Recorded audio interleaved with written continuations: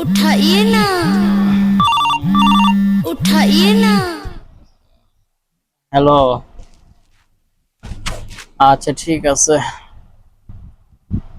দোস্ত। গাড়ির চাবিটা নিয়ে যা, আমার একটা ফ্রেন্ড মাঠের কোণে দাঁড়ানো আছে, ওর একটু নিয়ে আস না। আসলে শক্তি নেই, তুই যা।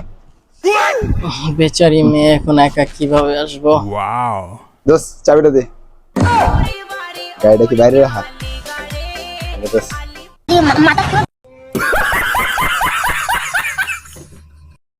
কিরে তুহিন, কালকে না তোর 20,000 টাকা দিলাম রাখার লিগে? হ্যাঁ, টাকা তো আমি বাসায় রেখেছি। বাসায় যে রাখ খাইছস, চোরে লয়ে গেলে গা? আরে চোরে কেমনি নিব? আমি তালা মেরাইছি না, যে তালা মেরা চাবি নিয়েছিল এবার। হ্যাঁ, আর চোর তো বোধাই যে তোমার তালা ভাঙা লয়ে গেতে পারবো না টাকা না। তালাই তো খুঁজে পাবো না, আমি তো তালাও লয় করে নিয়ে পড়ছি।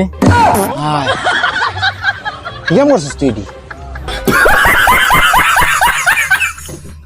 কিসের বন্ধু আবার কাজে রাখছো তো গো?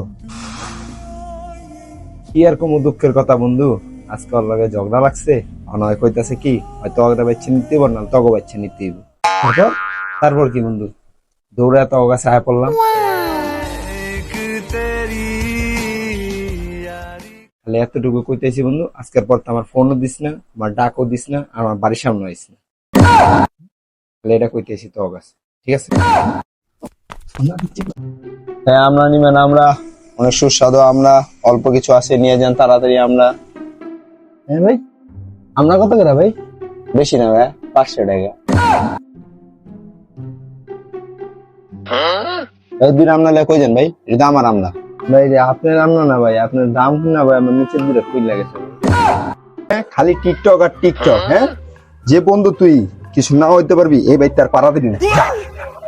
A few moments later. বাবা আমি অনেক বড় কিছু হয়ে গেছি।